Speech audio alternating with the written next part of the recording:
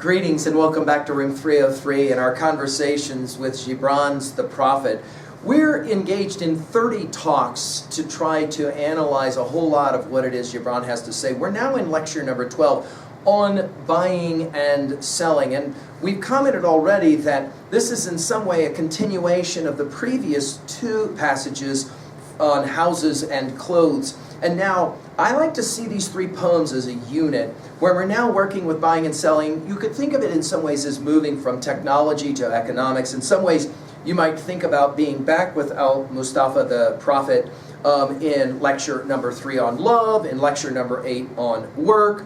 The master spirit of the earth, the power of love will be significant in this. In other words, can we look at buying and selling from a more integralist and more spiritual perspective? That's going to be the challenge in this passage. Our assumptions are that you've been following our stuff at learnstrong.net down the left-hand side, our playlist, and that you've been exposed already to our topics in the introduction. So, for example, think about our big 5. Epistemology, ontology, what you can know and who you are. But then you remember it's psychology, sociology, and that sociology has to do, of course, with the way, not the individual mind works, the psychology, but rather the group mind. And here we're going to get a lot of sociological insights, no question. And then obviously some questions of theodicy as well. Why must there be pain and suffering? In other words, why must there be in this world people who are without, while there are people who have lots of stuff? We think sometimes of those who are privileged and less privileged or whatever, and we're going to see the way the game gets played out here. Now, I'd like you to go and find John Lennon's Imagine, and just read the lyrics of that amazing song,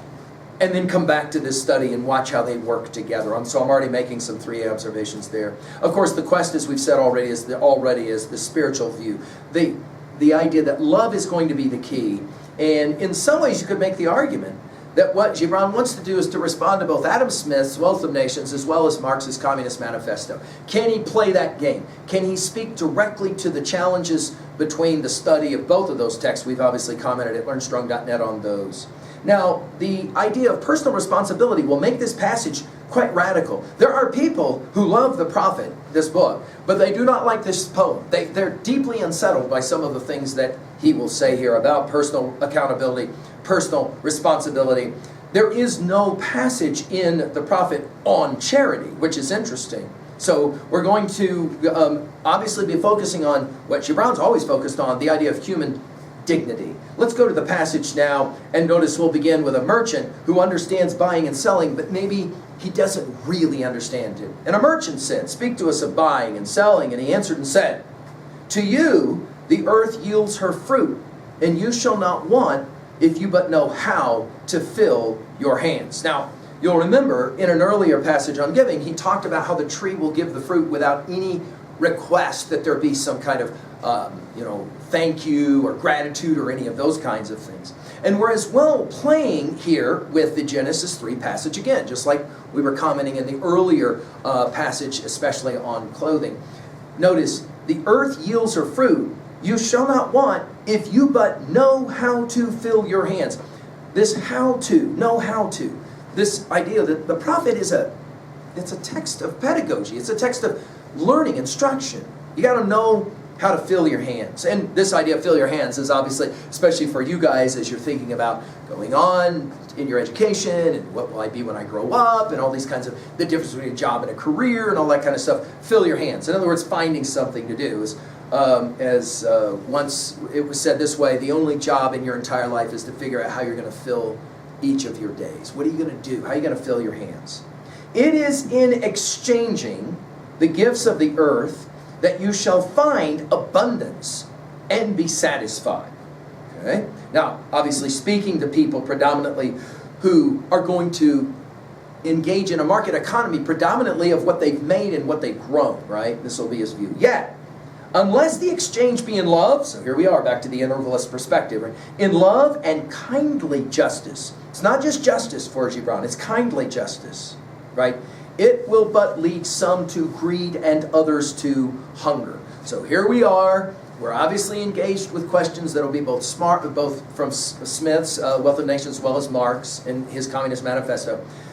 In other words, the great challenge is, what do you do when you live where there's a market economy, there is buying, there is selling, there are people who are going to have and people who are going to have not. How do you deal with that? Well, he talks about it as kindly justice, and he always comes back to the idea of love. We'll see that here in a second with the master spirit of the earth. When, to continue, in the marketplace, you toilers of the sea and fields and vineyards, meet the weavers and the potters and the gatherers of spices, invoke then the master spirit of the earth, love, to come into your midst and sanctify the scales. We saw this in the earlier lecture on houses, and as well on sorrow and joy and sorrow. Scales and the reckoning that weighs value against value. Now let's just point out, notice his declension. First of all, they're the people who work, the toilers, in the sea and the fields and the vineyards. And they come in to meet the artisans, the weavers, the potters, the gatherers of spices. In other words, there can be a natural tension between these two groups that Gibran will be playing with. And he says there will be a tension there if and only if the master spirit of the earth, love, is not somehow there to sanctify. Notice how he uses these religious terms, right? Sanctify the scales and the reckoning that weighs value against value. The question is always in a market economy, what is really value? Gibran will say the most important value is you and your life and your freedom and what it is that you can produce to fill your hands. And there has to be an understanding that in the give and take of that, there is something honorable, something dignified about that. Now, from there, Gibran will go to those who refuse any kind of toiling, any kind of filling of the hands. This is always going to be a difficult topic. And suffer not the barren-handed to take part in your transactions, who would sell their words for your labor. Now, some have seen here a reference to the 2 Thessalonians passage, 2 Thessalonians 3, 10 through 13, if anyone will not work, neither shall he eat.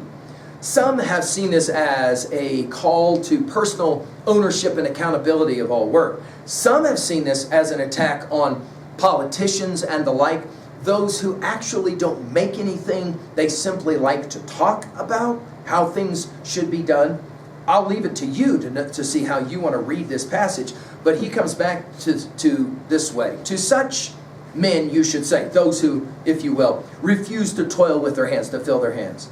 You should say, notice the grace here in this now suggestion of what should be said. Come with us to the field, or go with our brothers to the sea, and cast your net.